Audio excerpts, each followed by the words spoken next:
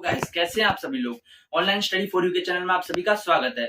हम एक नई सीरीज लेने जा रहे हैं जो किस पे रिलेटेड होगी, वो होगी हमारी इलेक्ट्रोस्टैटिक्स एमसीक्यूज। यानी इलेक्ट्रोस्टैटिक्स होती है स्थिर वैद्युतिकी होती है, उससे रिलेटेड काफी सारे एमसीक्यूज कराए जाएंगे फॉर जेई एंड नीट की प्रिपरेशन के लिए। क्योंकि बच्चे टॉपिक पढ़ लेते हैं, थ्योरी पढ़ लेते हैं, 11th-12th वाले स्टूडेंट्स भी काफी थ्योरी तो पढ़ लेते हैं, लेकिन उनको एमसीक्यूज की प्रैक्टिस नहीं होती। तो हम टॉपिक वाइज, जैसे आज हम कूलम्स लॉ लेंगे, उसके बाद फिर हम अलग तरीके से वोल्टेज का लेंगे, वोल्टेज एंड जो है इलेक्ट्रिक फील्ड के बीच में रिलेशन से रिलेटेड न्यूमेरिकल्स कराएंगे। तो ऐसे टॉपिक वाइज हम क्वेश्चंस करवाएंगे।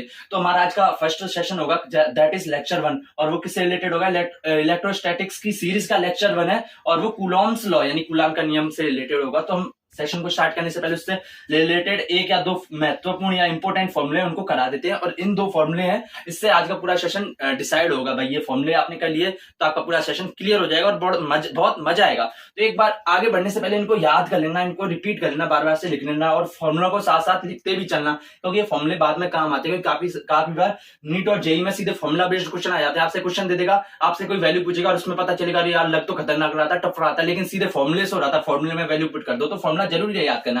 तो पहला फॉर्मूला है फोर्स, यानी दो चार्ज, ये पार्टिकल्स पे होगा, चार्ज पार्टिकल्स पे, दो पार्टिकल्स हैं, आवेश हैं, चार्ज Q1 और Q2 चार्ज है ना। तो उनके बीच में जो फोर्स लगेगा, उसकी वैल्यू होगी K Q1 Q2 upon R square. K क्या होता है? K होता है यहाँ पर, उसकी वैल्यू होता है 1/4 पाई एप्सिलॉन होती है। क्या होती है? एप्सिलॉन। और अगर एप्सिलॉन है ना, एप्सिलॉन है यानी विद्युतशीलता। अगर जो है माध्यम, जो मीडियम है, वो निर्वात हो, तो एप्सिलॉन की जगह क्या आ जाता है? एप्सिलॉन नॉट आ जाता है। क्या आ जाता है? एप्सिलॉन नॉट आ जाता है। अगर कुछ भी क्वेश्चन में नहीं दे रखा हो, माध्यम ही नहीं दे रखा हो, तो आप समझ लेना कि वो निर्वात ही है। क्या समझ लेना? निर्वात। क्वेश्चन में स्पेशली मेंशन करेगा भाई ये माध्यम है, इतनी विद्युतशीलता है माध्यम की, तब आपको एप्सिलॉन नॉट एप्सिलॉन आर करना। अगर कुछ भी नहीं दे रखा ना, तो एप्सिलॉन की जगह एप्सिलॉन नॉट कर देना, और अगर एप्सिलॉन की जगह एप्सिलॉन नॉट कर देना। अगर कोई माध्यम दे रखा, सपोज करो है ना, एप्सिलॉन आर माध्यम दे रखा है, तो क्या कर देंगे? एप्सिलॉन की जगह कर देंगे। आपको पता है एप्सिलॉन का क्या होता है? एप्सिलॉन नॉट एप्सिलॉन आर होता है। एप्सिलॉन की जगह आपको पता होगा एप्सिलॉन क्या होता है?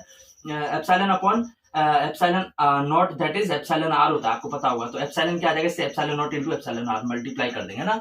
निर्वात के लिए एप्सिलॉन आर 1 होता है, इसलिए एप्सिलॉन नॉट के बराबर हो जाता है। मतलब मेरा कहने का मतलब फॉर्मूला ये 1/4 पाई एप्सिलॉन। निर्वात है, निर्वात के लिए इसकी वैल्यू क्या होती है? 1 हो जाती है। तो इसके लिए एप्सिलॉन क्या आ जाएगा? एप्सिलॉन नॉट के बराबर आ जाएगा, इसलिए हम एप्सिलॉन की जगह डायरेक्ट एप्सिलॉन नॉट रख देते हैं। अब कोई माध्यम, उसके लिए एप्सिलॉन की जगह एप्सिलॉन नॉट एप्सिलॉन आर कर देना। और जब अगर कोई हमें सदिश के रूप में दे रखा हो, सीधे आपके न्यूमेरिकल वैल्यू पूछेगा तो इस फॉर्मूले से कर देना। लेकिन क्वेश्चन में कभी कभार वेक्टर के साथ पूछ लेता है, वो हम अगला वाला क्वेश्चन ही आपको समझ में आ जाएगा कैसे आता है। तो उसका फॉर्मूला होता है K Q1 Q2 अपन R square into R cap, यानी जो स्थिति सदिश है उसका एकांक सदिश, एकांक यूनिट वेक्टर। तो हमने, आप सोच रहे हो यूनिट वेक्टर क्यों लिया, आर वेक्टर क्यों लिया? वो इसलिए क्योंकि यूनिट वेक्टर की जो ओवरऑल वैल्यू होती है वो 1 होती है, और ओवरऑल 1 को इससे मल्टीप्लाई करेंगे तो वही वैल्यू आएगी। बस ये एक तरह से दिशा को दर्शाएगा, यानी इसका जो मापांक है उसमें कोई फर्क नहीं पड़ेगा, जो न्यूमेरिकल वैल्यू उसमें फर्क नहीं पड़ेगा, केवल डायरेक्शन दर्शाएगा, इसलिए आर कैप लिया। अगर हम आर वेक्टर ले देते तो उसकी तो वैल्यू तो 1 से ज्यादा हो सकती थी ना, 1 से ज्यादा हो सकती थी, तो गुणा करेंगे तो फिर तो इसमें और इसमें तो डिफरेंस काफी ज्यादा आ जाएगा, इसलिए हमने यूनिट वेक्टर लेते हैं ना। और हमें पता है आर कैप क्या होता है? आर कैप होता है r vector upon mod r, या जो डिस्टेंस होता है वो कर लेते हैं। तो मैंने आर कैप की जगह r vector upon mod r कर दिया ना, तो इसी फॉर्मूले में रख दिया सीधी वैल्यू। तो K Q1 Q2 upon r square into r करेंगे आर क्यूब, क्योंकि जो ये आर मोड होता है या आर स्क्वायर, ये डिस्टेंस के लिए आता है। ये क्या होता है? आर स्क्वायर डिस्टेंस होता है, आपको पता होगा, और आर मोड भी एक तरह से डिस्टेंस के लिए आता है, तो ये सेम ही चीज है। तो ये क्या है? आर क्यूब हो जाएगा, और जो आर की वेक्टर एज इट इज चल रहा है। तो बेसिकली कितने फॉर्मूले याद करने हैं? एक तो आपको याद करना है ये वाला फॉर्मूला याद करना है, और एक ये याद करना है, और एक ये करना है भाई K = 1/4 पाई एप्सिलॉन होता है। तो आपका सेशन बहुत धुआंधार धांसू तगड़ा होगा। तो इस वीडियो को स्टार्ट करने से पहले hit the bell icon and please like this video and subscribe this channel. So thank you. Start करते हैं हम अपना लेक्चर। फर्स्ट क्वेश्चन में लिख रखा है कि चार्ज पार्टिकल Q1 8 2 -1 3, यानी एक चार्ज पार्टिकल Q1 है, वो कहां पे, किस पोजीशन पे स्थित है? 2 -1 3, यानी x कोऑर्डिनेट 2 है, -1 और 3 y कोऑर्डिनेट, z कोऑर्डिनेट 3 और y कोऑर्डिनेट -1 है। Force on another charge particle Q2, यानी कोई दो पार्टिकल रखे, एक तो Q1 है, एक दूसरा पार्टिकल Q2 है। Q2 कहां रखा है 0 0 0, यानी जो है कोऑर्डिनेट एक्सिस का मेन जो तीनों कंबाइंड होते हैं इस पॉइंट पर रखा है 0 0 0 पे। तो इस जो Q2 पे उस पर लगने वाली फोर्स की वैल्यू हमें फाइंड करनी है। फोर्स की वैल्यू फाइंड करनी, तो बेसिकली मैं एक बार डायग्राम बना लेता हूँ। डायग्राम की वैसे तो जरूरत तो नहीं पड़ेगी, पर फिर भी एक बार बना लेते हैं। जैसे ये है Q2, क्या है? Q2 0 0 0 पे रखा हुआ है, और एक यहाँ पे सपोज करो यहाँ पे Q1 है ना। और अब हमें परफेक्ट की तो जरूरत है नहीं, क्योंकि हम बिल्कुल ज्योमेट्री का तो क्वेश्चन कर नहीं दिए, हमें सिर्फ आंसर चाहिए और आंसर निकालें। Q1 ये हो गया, Q2 और हमें इस पर फोर्स चाहिए, तो इस पर फोर्स लगेगा, इन दोनों के कारण फोर्स लगेगा, तो इस डायरेक्शन में लगेगा है ना, इस डायरेक्शन में। मैं मान लेता हूँ कि दोनों पॉजिटिव है। अब नेगेटिव भी हो सकता है, एक पॉजिटिव भी हो सकता है, कह नहीं रखा, पर मैं मान के चलता हूँ पॉजिटिव है। वो बाद में देखते हैं, हम प्लस माइनस का दिक्कत नहीं होगी, क्योंकि जो भी हो, या तो आप नेगेटिव मान लो तो इस डायरेक्शन में आ जाएगा, या पॉजिटिव मान लो तो इस डायरेक्शन में आ जाएगा। डायरेक्शन तो इतना मायने नहीं रख रही इस वक्त। तो करते हैं कि जो फॉर्मूला होता है वो होता है K Q1 Q2 upon r square, r cap होता है। तो के को क्या लिख सकता हूँ मैं, 1/4 पाई एप्सिलॉन नॉट, और Q1 Q2 दो चार्ज पार्टिकल दे रखे हैं अपॉन आर स्क्वायर, और ये आ जाता है आर कैप। ये क्या आ जाता है, आर कैप। आर कैप जब आता है जब हमें कोऑर्डिनेट्स दे रखे हो, स्थिति सदिश दे रखा हो, स्थिति दे रखी हो, स्थिति दे रखी हो। यहाँ पे देखो ये कंडीशन सिचुएशन दे रखी है 2 -1 3 0 0 0, ये पूरे कोऑर्डिनेट्स दे रखे हैं। तो यानी इसमें डायरेक्शन आएगा, एक सदिश आएगा, एक सदिश आएगा, इसलिए आर कैप दे रखा है। और ऑप्शन से भी चेक कर सकते हो, देखो सब में ये सदिश आ रहा है, वेक्टर आ रहे हैं, तो आप अपने आप ही सोच सकते हो भाई आर कैप वाला फंक्शन आएगा। अगर सिंपल सीधे आपको डायरेक्ट फोर्स पूछता है, इसमें ये वाला पोर्शन नहीं होता, ये वाला पोर्शन गायब होता, सिर्फ ये वाले पोर्शन होते, तो सीधे हम आर कैप हटा देते, क्योंकि हमें डायरेक्शन नहीं पूछे, इसमें डायरेक्शन के साथ पूरा फोर्स पूछा है, डायरेक्शन के साथ विद डायरेक्शन, कौन सी डायरेक्शन होगा। तो पहले मैं आर वेक्टर निकालता हूँ, 1/4 pi epsilon not K Q1 Q2 upon r square. तो पहले आर वेक्टर निकालूंगा, क्योंकि ये Q1 Q2 सब में सेम है, 4 पाई एप्सिलॉन नॉट सेम है, बस आर कैप को मैं चेंज करूंगा। तो आर वेक्टर क्या हो जाएगा, आर वेक्टर हो जाएगा Q2 पे फोर्स लग रहा है, किस पे, Q2 पे।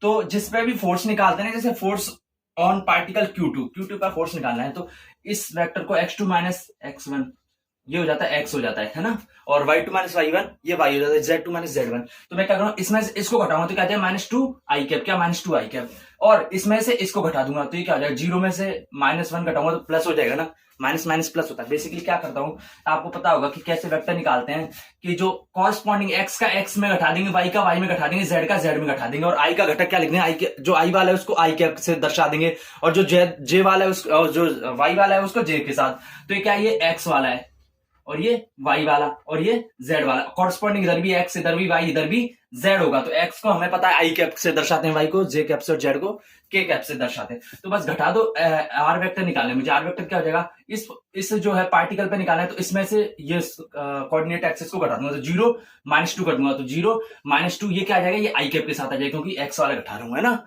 समझ रहे हो। प्लस अब इसमें से मैं y वाला घटा दूंगा, 0 -1, तो ये क्या आ जाएगा, +1 हो जाएगा, तो +1 0 ऐसे दर्शा दूं, 0 +1 हो जाएगा, माइनस माइनस प्लस हो जाएगा ना, ये किस डायरेक्शन में आ जाएगा, जे कैप डायरेक्शन में आ जाएगा। और प्लस अब इसमें से मैं इसको घटा दूंगा, तो 0 -3 क्या आ जाएगा, 0 -3 ये किस डायरेक्शन में आ जाएगा, ये k कैप, क्योंकि z k कैप से दर्शाते हैं। तो हमारे पास ये r वेक्टर आ गया। तो इसको मैं एक बार और क्लियर लिखूं, तो r वेक्टर क्या आ जाएगा, -2 i cap plus j cap -3 k cap, -3 k cap, समझ गया, r वेक्टर आ गया। बस अब इधर क्या है, कि ये तो r कैप है, क्या है, r कैप, यानी एकांक सदिश। तो आपको पता है आर कैप होता है, क्या होता है, r vector upon modulus r, ये आपको पता है कि जो आर वेक्टर होता है उसको ऊपर लिख दो, अपॉन इसका जो मोड होता है ना उसको लिख दो नीचे, है ना, ये लिख दो। तो इसको हम लिखेंगे, तो आर कैप क्या आ रहा है, आर कैप आ रहा है -2 आई कैप, मतलब आर वेक्टर आ रहा है -2 I cap plus J cap -3 k cap. आ गया, हमने कैसे निकाला समझ में आ गया, 3 k कैप अपॉन इसका मोड क्या आ जाएगा, इसका मोड हो जाएगा √a² + b² + c², यानी जो आई कैप का जो होता है गुणांक, जो गुणांक क्या है -2 है, और जे का 1 है, और जो k का है -3 है, तो इनका स्क्वायर करके जोड़ देते हैं। जैसे अपन निकालते हैं ना कि 3 वेक्टर होते हैं, तो √a² + b² + c² करते हैं, तो बेसिकली इसमें भी करेंगे। तो इसका मोड क्या होगा, इसका मोड होगा √(-2) का स्क्वायर, दैट इज 4, प्लस जे का जो है गुणांक वो 1 है, क्योंकि जे के आगे 1 ही हो सकता है ना, जब भी तो जे आ रहा है, तो +1, क्योंकि 1 का स्क्वायर 1 ही होगा, प्लस -3 का स्क्वायर + 9 हो जाएगा, क्योंकि माइनस का स्क्वायर करते तो प्लस में ही आता है ऑब्वियसली। तो 9, जब इसको फर्दर सिंप्लीफाई करेंगे तो ये जाएगा 9 4 13 और 1 14, तो √14 आ जाएगा। तो नीचे क्या लिख सकता हूं मैं, √14 लिख सकता हूं, है ना, समझ में आ गया। बस वैल्यू पुट कर दो इधर, और हमारा आंसर आ गया 1/4 pi epsilon not Q1 Q2, और आर कैप की जगह क्या मैं लिख सकता हूँ, आर कैप की जगह लिख सकता हूं मैं इनटू ये लिख सकता हूँ, ये वाली -2 I cap plus J cap -3 cap k cap. Guys आपने आर वेक्टर निकाल लिया हो तो आप डायरेक्ट आर वेक्टर यहाँ पे मत लिखना, क्योंकि ये आर कैप एकांक सदिश है, क्या है, एकांक सदिश है। सो आप इसका मॉड्यूलस से डिवाइड भी करना जरूरी होता है। ये लिख दिया मैंने आर कैप। अब आर स्क्वायर निकालना है, आर स्क्वायर यानी डिस्टेंस, क्या डिस्टेंस। तो एक तो डिस्टेंस होता है इनके बीच में डिस्टेंस क्या आ जाएगा, 0-2, दैट इज इसके बीच में डिस्टेंस क्या आ जाएगा, ये आ जाएगा 4 + 1 + 9, ये आ जाएगा √14, क्योंकि जो डिस्टेंस होता है वो एक तरह से मॉड्यूलस से ही दर्शाते हैं। जो होता है ना मॉड्यूलस, क्या है, मॉड्यूलस दूरी दर्शाता है। क्या होता है कि सीधे दूरी दर्शाता है। जो मॉड्यूलस में आ जाता है ना ये मोड, उसमें वो सीधे डिस्टेंस आ जाता है। अगर मोड हट जाए सीधे आ जाए, आर वेक्टर आ जाए ना, तो वो क्या आ जाएगा, वो दिशा दर्शाएगा। अगर इसके साथ साथ ये मॉड्यूलस लग गया तो वो डिस्टेंस दर्शाएगा। क्या दर्शाएगा, डिस्टेंस। तो हमारे पास मॉड्यूलस क्या आता है, √14। अब इसका स्क्वायर करेंगे तो ये क्या आ जाएगा, 14 आ जाएगा। क्या आ जाएगा, 14। जब इसको फर्दर सिंप्लीफाई करेंगे तो Q1 Q2, और लिख दूंगा मैं Q1 Q2, और ये वेक्टर चल रहा है, इसको लिख सकता हूं मैं -2i cap + j cap -3k cap upon, नीचे हो जाएगा 14 को 4 से करूंगा तो 56 √14, तो 56 √14 इधर लिख देता हूँ, 56 √14 एप्सिलॉन पाई एप्सिलॉन नॉट आ जाएगा। तो देखो इसमें ऑप्शन आ रहा है Q1 Q2 upon 56 √14 pi epsilon not, और वेक्टर आ रहा है देखो j कैप प्लस का j cap -2i cap -3k cap. तो option D is the right answer. ये इसलिए नहीं होंगे क्योंकि √14 आ रहा है, इसमें तो आ नहीं रहा है, कैंसिल आउट हो गया। इसमें भी √14 नहीं आ रहा है, इसमें जरूर 14 आ रहा है, पर जो वेक्टर है वो अलग डायरेक्शन दे के, तो हमारा D is the right answer. Basically हमने क्या किया, हमने फॉर्मूला लिखा कि Q1 Q2 अपॉन r², ये r कैप। तो r कैप मैंने कैसे निकाला, सबसे पहले मैंने r वेक्टर निकाला। जिस पॉइंट पे फोर्स निकालनी है उसमें से दूसरे वाले पॉइंट को कॉरस्पॉन्डिंग घटाते जाओ और i j cap k cap लगाते जाओ, इससे मेरा r वेक्टर आ गया। अब r वेक्टर में मैं मॉड्यूलस यानी जो डिस्टेंस होता है इसका जो डिस्टेंस होता है ना, √2 + 1 - 3 इनके स्क्वायर करके वो करेंगे ना ऐड, जैसे ये क्या था ना, ऐसे करके इनको डिवाइड कर देते तो r कैप निकलेगा। आई होप आपने ये पढ़ रखा होगा, एक अंश सदिश क्या होता है, वेक्टर क्या होता है, मुझे उम्मीद है आपने कर रखा होगा। तो इससे मेरा आर कैप आ गया। आर कैप की वैल्यू रख दो। अब डिस्टेंस क्या होता है कि भाई इन दो पॉइंट के बीच में डिस्टेंस कैसे निकालते हैं। अब आपको पॉइंट दे रखा है 2 और 4, 2 4 और 3 5 के बीच में डिस्टेंस कैसे निकालेंगे, 2 - 3 क्या आ जाएगा, क्या करते हैं, √x2 - x1 का स्क्वायर प्लस y2 - y1 का स्क्वायर, ऐसे करते हैं ना अपन, डिस्टेंस निकालते हैं। तो 2 - 3 दैट इज -1, 2 - 3 का square plus y2 - y1 that 4 - 5 का स्क्वायर, ऐसे करते हैं ना हम। अब इसमें 3 पॉइंट आ गए, इसमें 3 पॉइंट आ गए, तो इसमें प्लस z2 - z1 का स्क्वायर कर देंगे। अगर 4 पॉइंट हो जाते तो प्लस w1 - w2 का स्क्वायर, ऐसे कर लेते हैं। अभी है ना, अभी 3 पॉइंट देते हैं तो क्या करूंगा, x2 - x1 का स्क्वायर प्लस y2 - y1 का स्क्वायर प्लस z2 - z1 का स्क्वायर, तो इससे मेरा डिस्टेंस निकल जाएगा। और आप वैसे भी निकाल सकते हैं, जो मोड होता है ना वही एक तरह से डिस्टेंस होता है। और मैंने सिर्फ वैल्यू पुट कर दिया और हमारा आंसर आ गया, option D is the right answer. तो गाइस सेकंड क्वेश्चन आप देख सकते हैं, 3 चार्ज हैं +4q and q and small q are present at a l length straight line respectively 0 l/2 l distance. What should be value of q so that net force on q should 0? इसका मतलब है कि जो 3 charge रखे हैं +4q capital q and small q, और वो एक l लंबाई की एक रस्सी है या एक l लंबाई की एक स्ट्रेट लाइन, एक सीधी रेखा में रखे हुए हैं। तो पहला चार्ज है वो पहला चार्ज है वो +4q है ना, इसमें लिखा है 0 l/2 l, यानी पहला 0 l के लिए आ रहा है, रेस्पेक्टिवली देगा क्रमशः है, यानी 4q के लिए ये आ रहा है, q के लिए ये आ रहा है और इसके लिए ये आ रहा है। तो जो 4q है वो 0 के लिए दे रखा है, यानी 4q वो 0, यानी यहां से स्टार्ट मान लिया। और उसके बाद q कितने, l/2 लेंथ, तो यहां से l/2 लेंथ, क्योंकि यहां से स्टार्ट माने 0 माना है तो यहीं से पॉइंट से स्टार्ट करें, तो यहां से l/2 लेंथ पे प्लस q है, और जो स्मॉल q है वो l लेंथ पे, यानी यहां से नहीं नापेंगे, जो स्टार्टिंग पॉइंट है वहां से नापेंगे, यहां से l दूरी पे स्मॉल q है। तो बेसिकली हमने रख लिया, और जो इसकी नेट यहां से 0 से l दूरी पे, यानी हमने एक स्ट्रेट लाइन मानी थी l लंबाई की, और उस लास्ट कॉर्नर पे स्मॉल q रखा है, देख लो 0 से l/2 पे स्मॉल q है ना, मतलब कैपिटल q है, और यहां से यहां तक कैपिटल L है, क्योंकि हमने देखा ना जो Q है वो L दूरी पे, यहां से L दूरी पे, तो इनके बीच में डिस्टेंस क्या आ जाएगा, ये L/2 है, तो क्या आ जाएगा, ये भी L/2 हो जाएगा, क्योंकि इसमें इस पूरे में से ये वाला घटा देंगे तो ये आ जाएगा ना, तो घटा देना L - L/2 करेंगे तो L/2 आ जाएगा, डिस्टेंस आ जाएगा। और हमें पूछा है कि what should the value of Q, यानी जो Q है इसकी वैल्यू क्या होनी चाहिए कि जो नेट फोर्स ऑन Q, यानी स्मॉल q, ये देखो स्मॉल q दे रखा है, इस पे जो नेट फोर्स है, इस पे लगने वाला कुल बल का मान क्या हो जाए, 0 आ जाए, क्या हो जाए, 0 आ जाए, 0 होना चाहिए, यानी इस पे जो फोर्स लगे वो 0 होना चाहिए। इसकी वैल्यू क्या होनी चाहिए, क्या होनी चाहिए, तो वो वैल्यू हम फाइंड करते हैं। तो बेसिकली तो इस पे फोर्स किस पार्टिकल के कारण लगेगा, एक तो इस चार्ज के कारण लगेगा, इसके कारण इस पे लगेगा, और एक इसके कारण लगेगा, है ना। यानी एक तो इन दोनों के कारण आपस में जो फोर्स है, दो चार्ज उनके कारण फोर्स लगेगा, और एक इन दोनों के कारण फोर्स लगेगा। तो निकालते हैं इसके कारण इस पर किस डायरेक्शन में लगेगा, इस डायरेक्शन में लगेगा, क्योंकि देखो ये +4q है, क्या है +4q, यानी जो 4q चार्ज है वो पॉजिटिव चार्ज है। और ये अगर ये 4q चार्ज पॉजिटिव है तो ऑब्वियसली q भी चार्ज पॉजिटिव ही होगा, आप खुद ही सोच लो भाई, क्योंकि ये तो ऑलवेज पॉजिटिव होगा, और ये q पॉजिटिव होगा जब भी तो +4q पॉजिटिव आ रहा होगा, तो यानी q पॉजिटिव है तो ये भी पॉजिटिव होगा, तो यानी ये इस पॉजिटिव सेम चार्ज है तो इस डायरेक्शन में लगेगा, ये है ना, ये इस डायरेक्शन में लगेगा। ये किसके कारण होगा, F4q के कारण होगा, F4q के कारण होगा, मैंने दर्शा दिया, है ना, इस तरफ लेकर। और ये चार्ज है, इस चार्ज का मुझे पता नहीं है, प्लस भी हो सकता है माइनस भी हो सकता है। अब ये तो प्लस है, मुझे पता चलेगा, ये माइनस भी हो सकता है प्लस भी हो सकता है। अगर प्लस हुआ तो ये इसको प्रतिकर्षित करेगा, है ना, क्योंकि इस तरफ धकेल देगा। लेकिन अगर ये माइनस हुआ तो अपनी तरफ अट्रैक्ट करेगा। तो मुझे पता नहीं क्या है, तो मैं प्लस मान लूंगा, क्या मान लूंगा, प्लस मान लूंगा। आपको पता नहीं हो तो प्लस मान लो, अपने आप ही आंसर में नेगेटिव आ जाएगा तो समझ में आ जाएगा वो माइनस पार्ट चार्ज होगा, तो मैं प्लस ही मान लूंगा। तो प्लस मानूंगा तो ये भी इसको इस तरफ डायरेक्शन में देगा। ये किसके कारण होगा, F∞Q, है ना, F∞Q। तो मुझे पता है इसमें नेट फोर्स कितना है, नेट फोर्स 0 आ रहा है, क्या है, नेट फोर्स 0। तो मैं कर देता हूं नेट फोर्स यानी समीशन F दैट इज 0 होना चाहिए ना। तो इसको समीशन F को क्या लिख सकता हूं मैं, FQ प्लस F4Q, यानी इन दोनों चार्ज के कारण 0 फोर्स लगना चाहिए। अब निकाल लेता हूं मैं, F स्मॉल कैपिटल Q के कारण कितना लगेगा, K Q1 ये रहा और Q2 ये है, तो K Q into Q upon R square, इनके बीच का डिस्टेंस कितना है, L/2 का स्क्वायर, प्लस अब 4Q के कारण कितना चार्ज लगेगा, 4Q के कारण लगेगा K Q1 कितना है, ये Q है, और Q2 कितना है, Q2 ये है। आपको पता है ना, तो चार्ज के बीच में लगता है तो Q1 एक हो जाता है, दूसरा Q2, आप इसको Q1 मान लो, Q2 मान लो, फर्क नहीं पड़ेगा, क्योंकि ओवरऑल हमें मल्टीप्लाई करना है ना। तो Q1 और लास्ट में Q4Q हो जाएगा अपॉन R स्क्वायर, इनके बीच में डिस्टेंस कितना है, इनके बीच में डिस्टेंस है L स्क्वायर आ जाएगा, दैट इज 0। जब इसको सिंप्लीफाई करें तो ये हो जाएगा L स्क्वायर अपॉन 4 आ जाएगा, L स्क्वायर अपॉन 4 आ जाएगा। चलो इधर मैं दर्शा देता हूँ, एक बार इधर दर्शा देता हूँ, इसको एक बार इसको मिटाई देता हूँ मैं, अपॉन ये क्या हो जाएगा, L स्क्वायर अपॉन 4 हो जाएगा, तो 4 ऊपर आ जाएगा, प्लस जब इसको करेंगे तो ये क्या हो जाएगा 4KQ square upon L square, that is 0।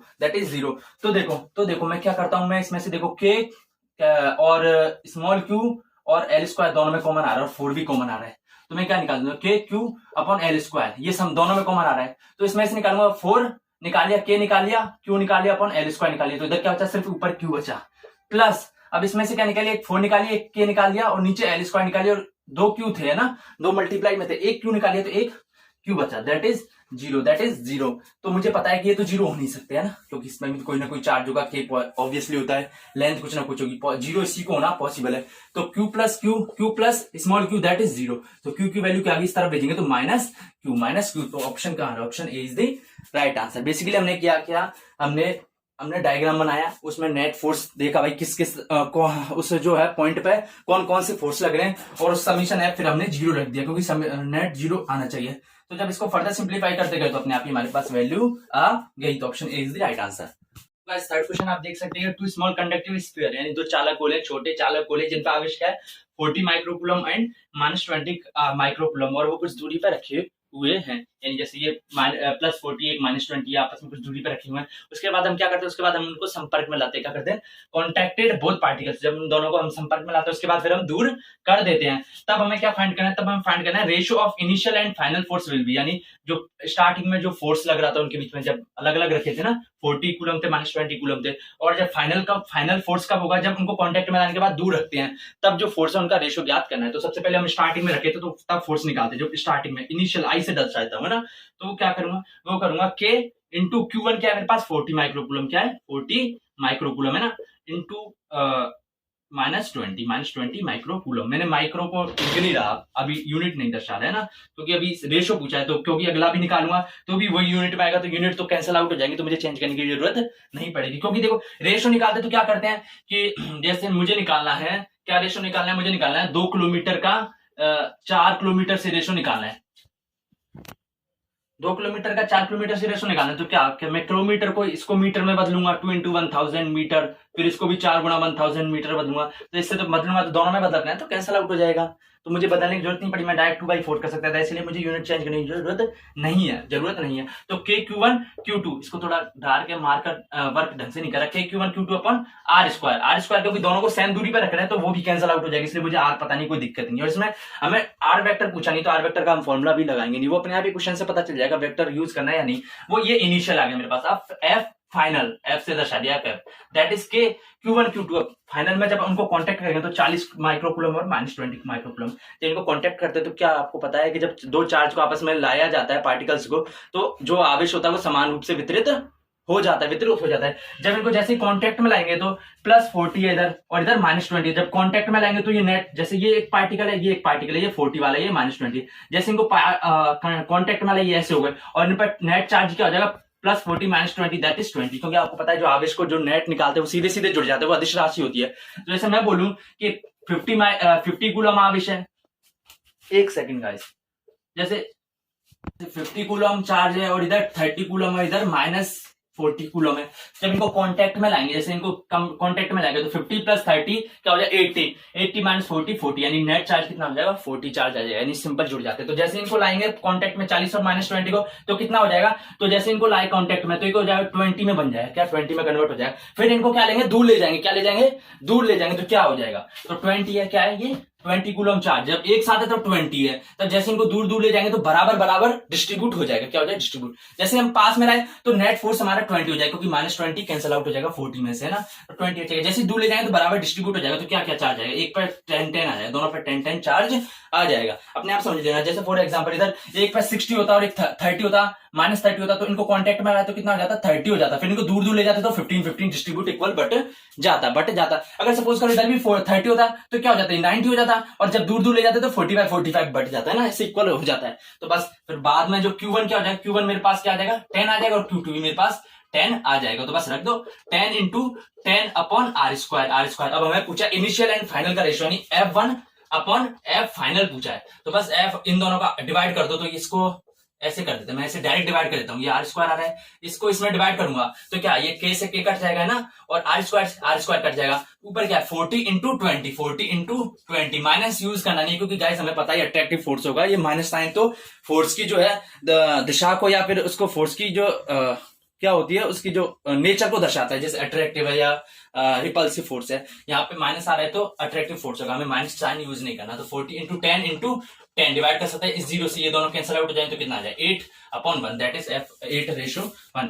First option is the right answer. मैंने क्या किया, स्टार्टिंग में था मैंने सीधे फॉर्मूला लगाया और आंसर निकल लिया, बाद में जब इनको कांटेक्ट में लाए तो नेट फोर्स मेरा पास कितना जाएगा 40 - 20 दैट इज 20, फिर उसके बाद उनको दूर ले गए तो क्या 10 डिस्ट्रीब्यूट हो जाएगा, तो उन पर फोर्स कितना लगेगा, इतना फोर्स निकलेगा। तो हमें पूछा इनिशियल एंड फाइनल फोर्स का रेशियो, यानी इसका और इसका डिवाइड कर दिया, बस मैंने इसका डिवाइड करेंगे तो ये भी आपस में डिवाइड हो जाएंगे, तो जब सॉल्व करेंगे तो 8/1, so option A is the right answer. Fourth question और इस सेशन का या इस लेक्चर नंबर 1 का हमारा लास्ट क्वेश्चन है, और इस क्वेश्चन में दे रखा है कि 2 point charges are situated at distance, यानी 2 पॉइंट चार्ज है, बिंदु आवेश है, वो r दूरी पे स्थित है, वो किस में स्थित है, वो हवा में स्थित है, एयर में प्रेजेंट है, और कितना फोर्स लगा रहे हैं, वो F फोर्स लगा रहे हैं, यानी 2 पॉइंट चार्ज रखे हैं, वो आपस में r डिस्टेंस पे स्थित है, और एक दूसरे पे कितना फोर्स लगा रहे हैं, F फोर्स लगा रहे हैं। सो अब क्वेश्चन में पूछा है at which distance are then they apply 4F force in K = 14 dielectric constant medium, यानी कि हमें उनको कितनी दूरी r पर रखना चाहिए, यानी कोई दूरी r दे रखी है, उसकी वैल्यू पूछेगी किस दूरी r पर हमें रखना चाहिए कि वो कितना फोर्स लगाएं, 4F फोर्स लगाएं। पहले F लगा रहे थे जब r दूरी पर रखे थे, अब कितना लगाएं 4F फोर्स लगाएं, कब, जब वो डाई इलेक्ट्रिक कांस्टेंट मीडियम में रखे, यानी K = 16 का परावैद्युतांक जो माध्यम है वो हमारे पास दे रखा है, उस माध्यम में रखे। अभी तो पहले तो देखो क्वेश्चन में दे रखा है कि 2 चार्ज बिंदु आवेश चार्ज है, वो हवा में रखे हुए r डिस्टेंस पे, तो F लगा रहे हैं ना, F फोर्स लगा रहे हैं। अब उन चार्जों को हमने कहां पे रख दिया, हमने हवा से उठा के एक K = 16 परावैद्युतांक वाले माध्यम में हमने रख दिया, और किस दूरी पर रखा, r दूरी पे, और वो फोर्स 4F लगाए, यानी 4F लगाए, तो वो दूरी कितनी होनी चाहिए, इसका मतलब है कि इतने माध्यम परावैद्युतांक माध्यम में कितनी दूरी r पर रखें कि उन पे फोर्स 4F लगे। तो जैसे ये हवा में, अब इन पे F फोर्स लग रहा है ना, और हवा का माध्यम तो 1 ही होता है ना, और जब इनको किसी दूसरे माध्यम में लगे 16 वाले जो परावैद्युतांक माध्यम में, तो इनको कितनी दूरी पर रखें कि जो फोर्स है कितना लगे 4F लगे, 4F लगे। तो हम लिख लेते हैं भाई कि जो स्टार्टिंग में फोर्स कितना था वो था हमारे पास F था, है ना, वो कितना था K, Q1 और Q2 मान लिए मैंने, दोनों चार्ज को दे नहीं रखा, तो एक Q1 एक Q2 मान लिए अपॉन R स्क्वायर, क्योंकि दूरी डिस्टेंस R स्क्वायर है ना। K को मैं लिख लेता हूँ 1/4πε0, 4πε0 ऐसा इसलिए क्योंकि देखो एप्सिलॉन नॉट क्या है, निर्वात की विद्युशीलता, और यहाँ पे क्या आ गया, यहाँ पे 16 आ गया ना एप्सिलॉन आर, क्योंकि आपको पता है एप्सिलॉन होता है 1/4 एप्सिलॉन होता है। अभी जो एयर में, एयर हो चाहे निर्वात हो, तो उधर एप्सिलॉन नॉट आ जाता है ना, एप्सिलॉन नॉट आ जाता है। अब मैं क्या करूंगा, एफ करूंगा 4F, यानी अब फोर्स कितना लग रहा है, 4F लग रहा है, 4F लग रहा है कब, 1/4 एप्सिलॉन Q1 Q2 को चार्ज तो वही है, डिस्टेंस कितना हो गया, वो हो गया आर, कैपिटल आर हो गया, तो आर स्क्वायर। अब एप्सिलॉन की जगह मैं क्या लिख सकता हूँ, epsilon not into epsilon r, तो एप्सिलॉन नॉट लिख सकता हूँ, इसकी जगह मैं क्या लिख सकता हूँ, epsilon not into epsilon r. Epsilon r कितना देखा, 16 देखा है गाइस, ये K इक्वल टू 16 देखा है। इस K को, ये वाला K मत समझ लेना जो ये फॉर्मूले में आता है, K Q1 Q2 upon R square, ये तो स्थिरांक होता है, ये क्या होता है, ये स्थिरांक होता है। लेकिन ये K क्या है, इस K को डायरेक्ट दूसरी नोटेशन में डालिए, ये K नहीं है, ये बेसिकली K की जगह एप्सिलॉन R लिखना चाहिए था, पर क्वेश्चन में K लिख दिया। लेकिन साथ ही साथ ये लिख देना डाइलेक्ट्रिक कांस्टेंट मीडियम, यानी पराविद्युतांक माध्यम, आप अपने आप ही समझ लेना भाई, ये पराविद्युतांक होगा, पराविद्युतांक होगा। तो आप बेसिकली इनकी बजाय जो इधर उनके साथ यूनिट हो उसके समझने की कोशिश करना भाई, कौन सी यूनिट दे रखी है, या फिर जो ये डेफिनेशन क्या बता रही है, डाइलेक्ट्रिक कांस्टेंट बता रही है, तो समझ लेना भाई ये एप्सिलॉन आर होगा। कहीं आप डायरेक्ट की जगह ये रख दो, ऐसा पॉसिबल नहीं है। ऐसा पॉसिबल इसलिए नहीं है क्योंकि ये देखो इधर इसके साथ ही साथ ये लिख रहे हैं, ये 16 डाइलेक्ट्रिक मीडियम कांस्टेंट है, यानी जो है परावैद्युतांक 16 दे रखा, परावैद्युतांक 16 दे रखा है, तो ये एप्सिलॉन आर ही तो होगा ना, एप्सिलॉन आर ही तो किसी माध्यम का परावैद्युतांक होता है, तो बेसिकली एप्सिलॉन आर होगा। तो क्या लिख दूंगा मैं इसको, 4F, that is 4F equal to 1 upon, ये कितना हो जाएगा 64, या फिर लिख सकता हूं मैं 16 इंटू 4πε0 और Q1 Q2 upon R square. अब मैं क्या करूंगा, अब मुझे क्या करना है, मुझे सब हटाना है, मुझे सिर्फ इस वैल्यू R चाहिए, इस वैल्यू की R की वैल्यू चाहिए, किस टर्म में, इस स्मॉल r की टर्म में, यानी इस स्मॉल r की टर्म में। तो मैं क्या करूंगा, मैं या तो इन दोनों को डिवाइड कर दूंगा आपस में, इन दोनों इक्वेशन को, है ना, या फिर इस F की जगह ये वाली, इस F में मैं ये वाली F रख के ठूस दूं। तो बस करता हूं मैं, इस ठूस ही देता हूं एक तरह से। तो 4 इंटू F की जगह मैं, ये F की जगह मैं क्या लिख सकता हूँ, ये वाली वैल्यू रख सकता हूँ, तो ये भी इसके बराबर, तो F की जगह ये लिख दूंगा, तो Q1 Q2 अपॉन, ये गाइस 4 है ना, हाँ, Q1 Q2 upon 4πε0 R square, यानी जो ये स्मॉल f था इसकी जगह में ये लिख देना Q1 Q2 upon 4πε0 R square, ये लिख दिया, और ये 4 आगे चल रहा है, equals to 1/16 into 4πε0 R square, और ऊपर Q1 Q2 चल रहा है, आप खुद कर सकते हैं नॉर्मल कैलकुलेशन, इससे ये कैंसिल आउट हो जाएगा, ये गाइस R स्क्वायर नहीं कैंसिल आउट होगा, R स्क्वायर नहीं होगा, ये 4πε0 से 4πε0 कैंसिल आउट हो जाएगा, है ना, और क्या होगा, कैंसिल आउट हो गया, है ना, यानी ये गया इससे गया, और ये वाली चीज गई ये इससे गई, तो क्या बचा, इसको मुझे इसको इससे मल्टीप्लाई करूंगा, तो या फिर कह सकता हूं कि मैं R स्क्वायर है, मुझे ये वैल्यू चाहिए, तो इसको मैं इस तरफ ले आऊंगा और बाकी सबको इस तरफ भेज दूंगा, तो इसको इस तरफ लाऊंगा, तो ये वज्र गुणा हो जाएगा, तो R स्क्वायर हो जाएगा, है ना, ये हो जाएगा। अब ये R square, small R square इस तरफ जाएगा, तो R स्क्वायर अपॉन नीचे 16 चल रहा है और ये 4 भी नीचे आ जाएगा, दैट इज ये क्या R, that is sorry guys, ये R स्क्वायर, तो R square that is R square upon ये हो जाए 64, तो इसको क्या लिख सकता हूं मैं, R square that is R by 8 का स्क्वायर कर सकता हूं ना मैं, क्योंकि 8 का स्क्वायर 64 होता है, तो स्क्वायर से स्क्वायर कैंसिल आउट हो जाता है, R क्या जाएगा, small r guys, small r upon 8, तो option C is the right answer. Basically मैंने क्या किया, मैंने किया कि जो फॉर्मूला था वो मैंने लिखा सिर्फ r डिस्टेंस पे, उसके बाद जो K इक्वल टू 16 परावैद्युतांक माध्यम के लिए मैंने फॉर्मूला निकाला, दैट इज 14 का, और उसके बाद मैंने F की वैल्यू इसमें से उठा, जो ये F की वैल्यू यहां से उठा के मैंने इस फॉर्मूले में रख दी, और डिवाइड करके मेरे पास आंसर आ गया, option C is the right answer. और आपको बेसिकली कॉन्सेप्ट समझना चाहिए, कैलकुलेशन आपको थोड़ी टफ लग रही होगी अगर बायो के स्टूडेंट हैं, अगर मैथ के स्टूडेंट होंगे, अगर आप जेई या IIT की प्रिपरेशन कर रहे होंगे, तो आपको ये बहुत आसानी से समझ में आ रहा होगा, और जो बायो वाले स्टूडेंट है उनको मैं सजेस्ट करता हूं कि थोड़ी मैथमेटिकल प्रैक्टिस करते रहें क्वेश्चन को, क्योंकि 180 क्वेश्चन आते हैं आपके नीट में, कितने आते हैं आपके, लगभग ऑन एन एवरेज 180 क्वेश्चन आते हैं, तो उसमें और ज्यादातर क्वेश्चन थ्योरेटिकल सीधे फॉर्मूला बेस्ड होते हैं, तो उसमें आपको सिर्फ दिमाग ज्यादा लगाने की जरूरत नहीं होती, आपको सिर्फ फॉर्मूला आना चाहिए और थोड़ी आपकी स्पीड प्रैक्टिस होनी चाहिए कैलकुलेशन की, क्योंकि जल्दी जल्दी करना पड़ता है ना, 180 क्वेश्चन बड़ी आसान चीज थोड़ी है। तो मैं आपको सजेस्ट करता हूं कि आप जितना ज्यादा हो सके कम कैलकुलेटर यूज करें, घर पर भी अगर आप कोई क्वेश्चन कर रहे हो तो ज्यादा से ज्यादा जल्दी जल्दी क्वेश्चन करने की कोशिश करें, जल्दी से जल्दी सॉल्व करने की कोशिश करें, क्योंकि यहीं पे प्रैक्टिस करेंगे तब जाकर आपको एग्जाम में कॉन्फिडेंस मिलेगा। सो thank you, have a nice day. आपको ये लेक्चर कैसा लगा मैं कमेंट करके बताइए, और इस वीडियो को लाइक कीजिए, इस चैनल को सब्सक्राइब कीजिए और इसे ज्यादा से ज्यादा शेयर कीजिए, क्योंकि शेयर करेंगे तो हमारा मोटिवेशन बढ़ेगा, हमें लगेगा हाँ भाई और स्टूडेंट्स को फायदा हो रहा है, तो हम और अच्छे अच्छे लेक्चर्स लेते आएंगे। सो हम अगला लेक्चर लेंगे वो जल्दी, और आपको बड़ा आनंद आएगा इस सीरीज में। तो thank you, have a nice day, tata, see you soon, stay home, stay safe.